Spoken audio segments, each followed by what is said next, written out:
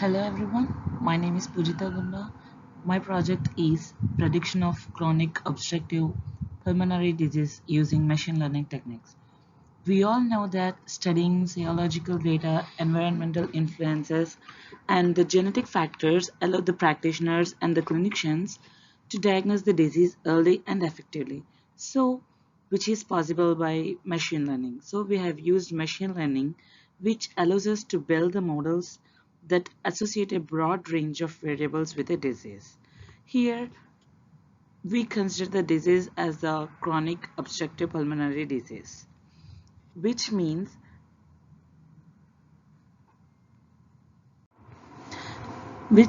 a group of lung diseases that block the airflow and make it difficult to breathe. This damage to the this damage that is caused to the lungs is permanent.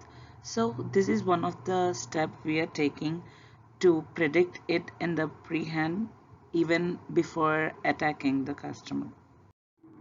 Here are the contents that we are going to discuss in this presentation. It is like the abstract, introduction, architecture, data pre-processing, the model building that we are using for this project, and later we will see the results and discussions that we have applied practically on the data, and later we will step into the web application and how it is working. After that, we are going to see the software requirements for this project and the conclusion and future enhancements we can do for this project. The chronic obstructive pulmonary disease is defined as it's a long-term inflammatory lung conditions that causes the obstruction of airflow in the lungs, which means people experiencing this disease can experience breathing difficulties, such as like the conditions we can observe in them are many. Few of them are like severe cough, mucus production extensively, and a wheezing. All these are the symptoms that we can observe in the patient that is who is affected with the COPD. Even though we can use the auscultation process, but it needs the medical practitioners to observe that. The auscultation process is a basic and it is not effective even to identify this disease from the patients in the short term.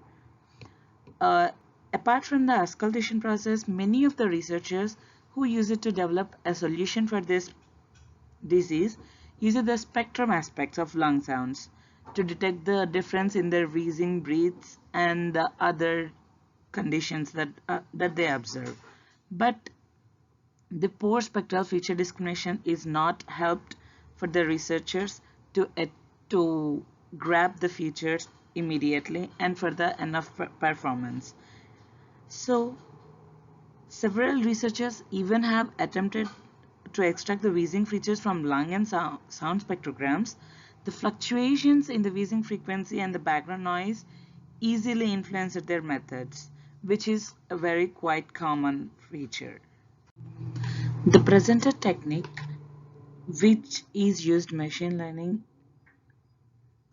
extracts the feature from audio files using the MEL frequency cepstral coefficients, which are the coefficients that collectively make up an MFC.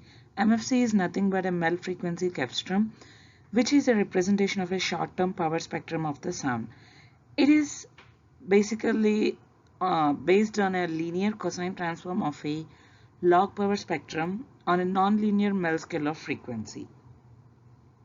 First of all, the features, even after the features are extracted, the machine learning algorithm performed well in detecting the COPD disease, which the process is the MEL frequency cepstral coefficients windows the signal first, and then a discrete Fourier transformation is applied on it, which we then take the log of the magnitude and converting the frequencies to a MEL scale.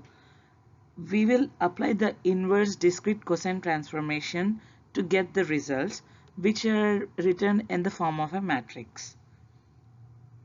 As we performed the process, the algorithm we used here is the classification. For the classification is the decision tree classifier, and the model which we use it is very efficient. It has an accuracy of 85.18 on the testing data.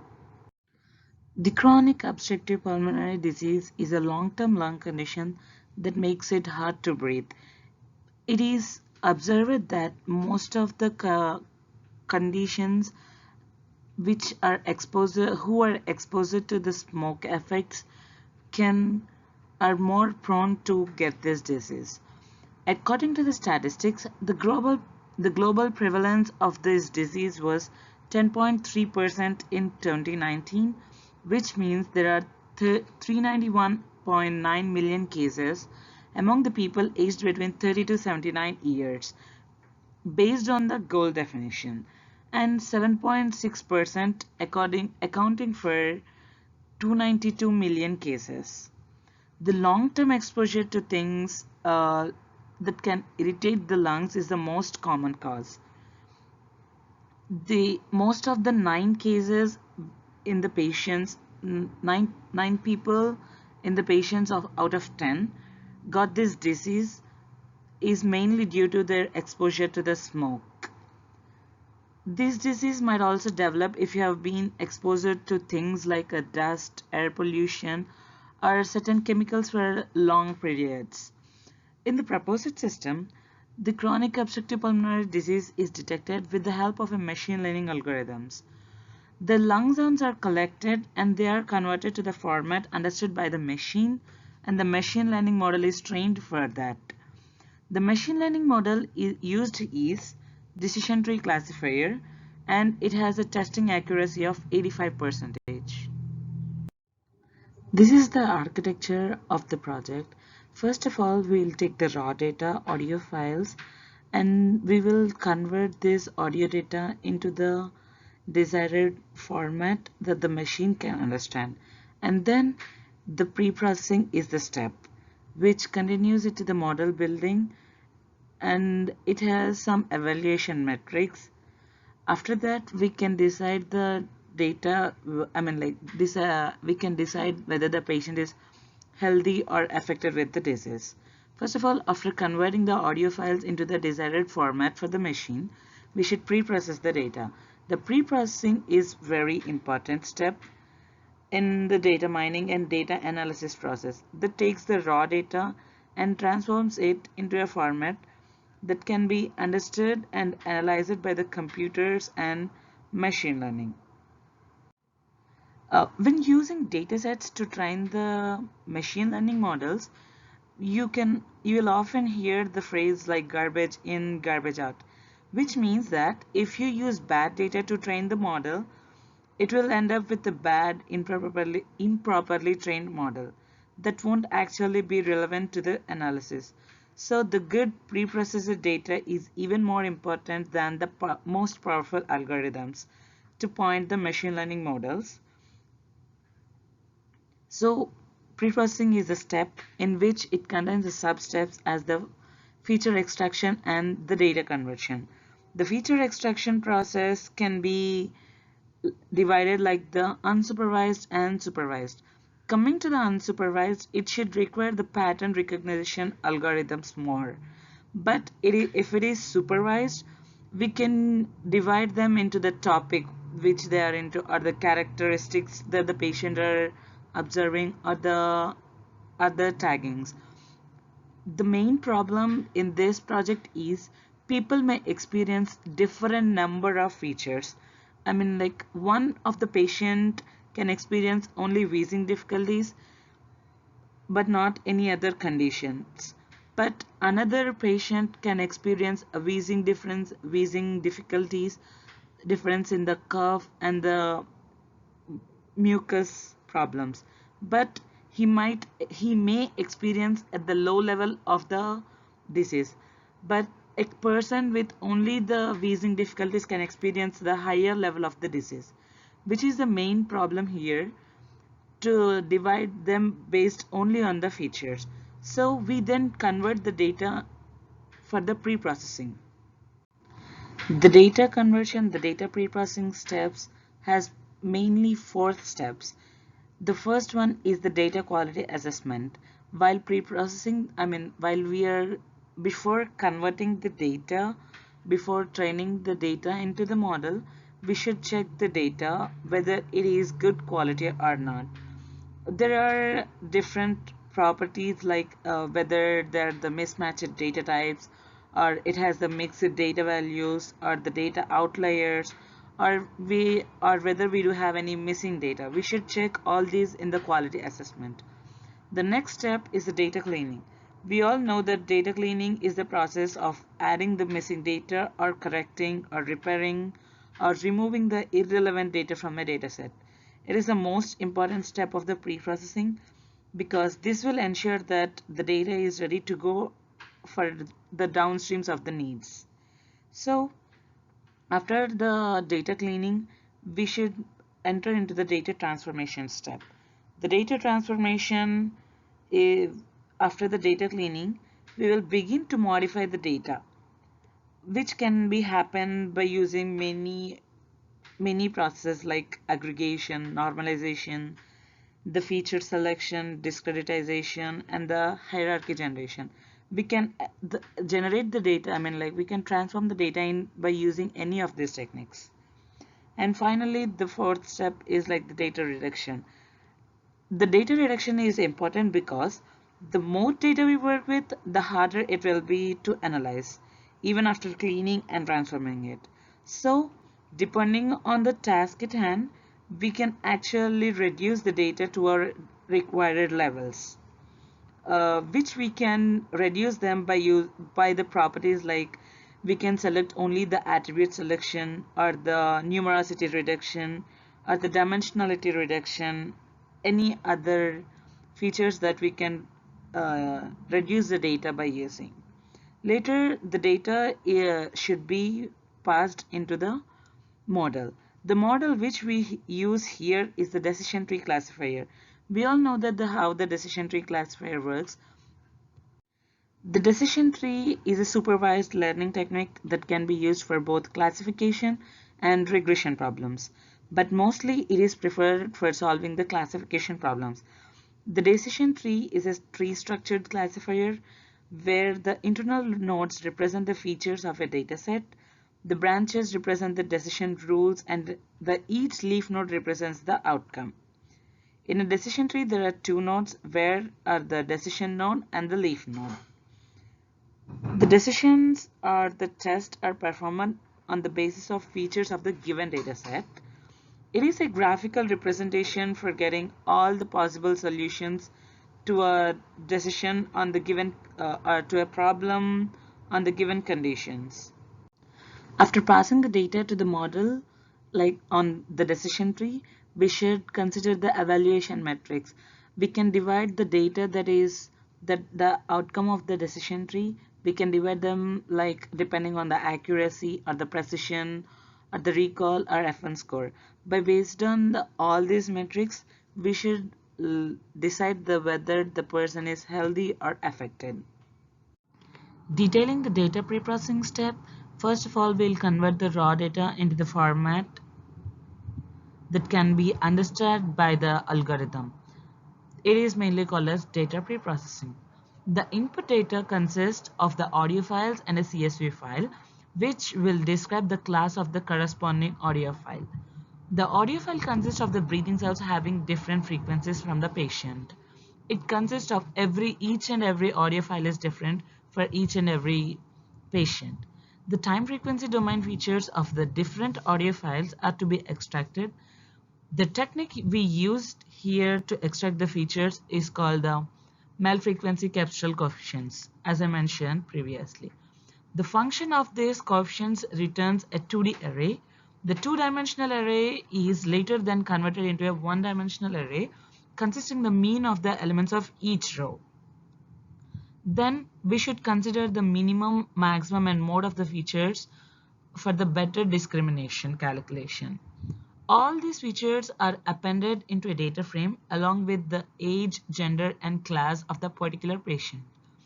This data is divided into dependent data and independent data, and the train test split is performed with a ratio of 92 to 8. To train any statistical or machine learning model, we need to first extract the useful features from an audio signal. Audio feature extraction is a necessary step in the audio signal processing, which is our main input data in this process. It is a subfield of the signal processing. It deals with the processing or manipulation of audio signals. It removes the unwanted noise and balances the time frequency ranges by converting the digital and analog signals. This focuses on the computational methods for altering the sounds. We all know that an audio signal is a representation of sounds. It encodes all the necessary information required to reproduce a sound. The audio signals can come in basic two types. They are analog and digital. Analog refers to audio recorded using the methods that replicate the original sound waves. Examples like the vinyl records and cassette tapes. While coming to the digital audio is recorded by taking the samples of original sound waves at a specified rate called the sampling rate. The examples for the digital audio are like the CDs and the MP3 files. In the real world, conversions between the digital and analog waveforms are common and necessary. Like the steps here includes the analog to digital converter and the digital to analog converter. These are the process of audio signal processing and they achieve these conversions. This is the data which we use for the data set after pre-processing. From here, the later part is covered by Prashanth Rachamalla. From here, we will discuss about the model building, which means that we will discuss about the algorithm and its performance. In the previous slide, we discussed that the data is pre-processed. Now, the pre-processed data is considered as an input for the machine learning algorithm. The machine learning algorithm used here is decision tree classifier, which is used to perform classification of the data.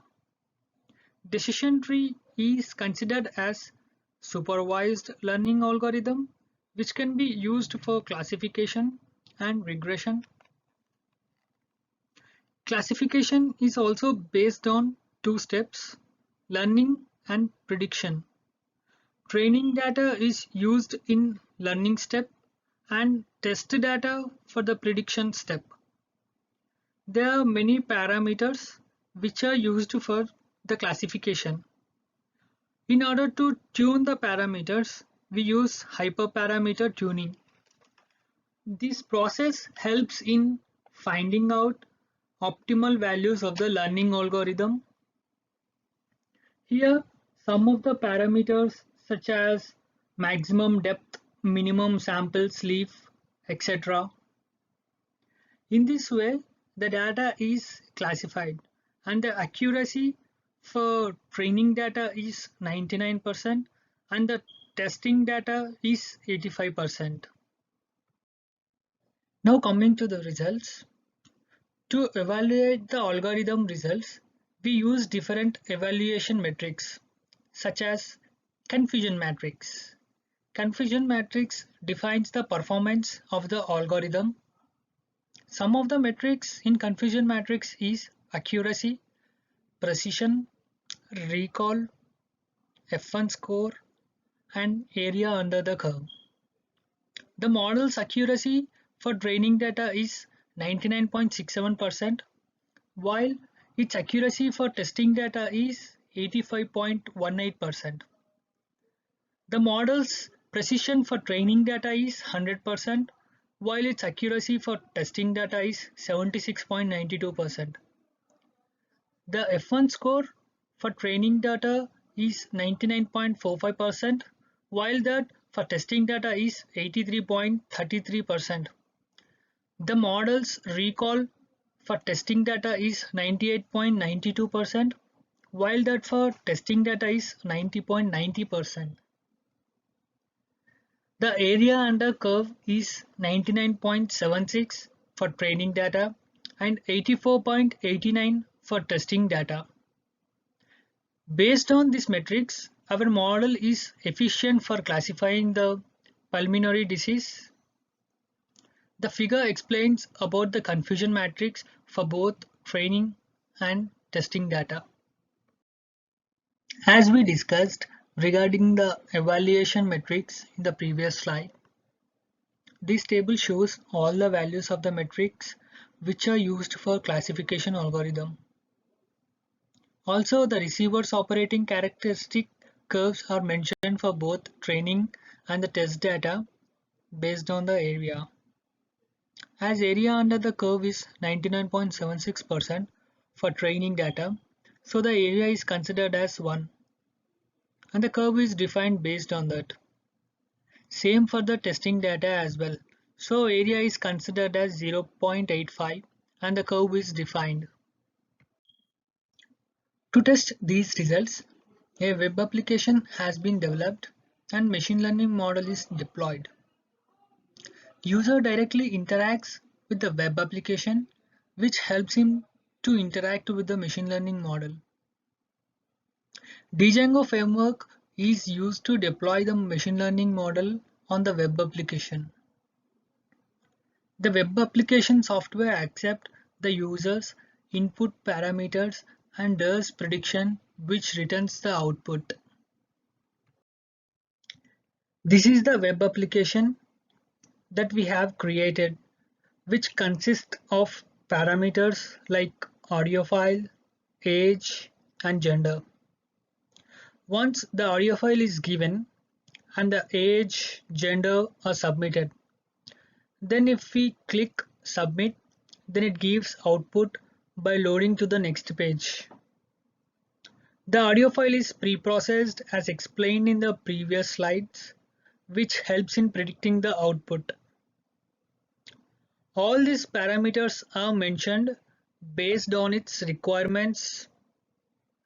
For example, if we consider age, it must be given an integer value only. So the framework must be designed such that it does not accept values such as strings, etc. The audio file must be the WAV file only. And for the gender, we can create a checklist which gives values like male, female, and not preferred. Title is also given to the web application. Here we mentioned it as Bees prediction system. Once we submit the application page, it gives the result based on the audio file. The output can be healthy or COPD. If the output is healthy, then we can confirm that the person do not have any chronic obstructive pulmonary disease, COPD. If the output is given as COPD, then we can confirm that person has the chronic obstructive pulmonary disease. This application is best because we can check it every time we have some doubts on our health. This can be considered as one of the easy way to detect the pulmonary disease. Coming to the software requirements, the databases which can be used are MySQL or MongoDB. In our application, we used MySQL. The integrated development environment used to code the project, which is used to identify the COPD, is Jupyter Notebook. Some of the important libraries which are used for coding are sklearn, TensorFlow, Pandas, Seaborn. The language which is used for modeling the algorithm is Python. These are the software requirements that are required for this project.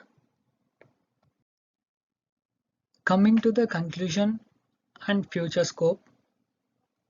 In this study, we developed an algorithm to classify COPD based on breathing sounds. We used MFCC to pre-process the data and train the machine learning model based on our requirements. The decision tree classifier model was utilized. We will be able to classify COPD without the assistance of an expert. The accuracy metric of an algorithm can be used to analyze its efficiency. The model has a training accuracy of 99.33% and a testing accuracy of 82.35%. Based on these findings, we may conclude that our algorithm can successfully classify COPD to a large extent. The method has a high potential for future use in assessing the severity of COPD and predicting the type of COPD.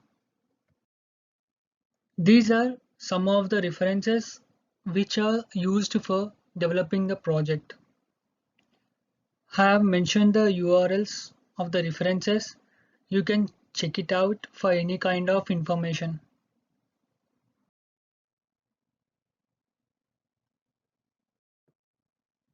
Thank you.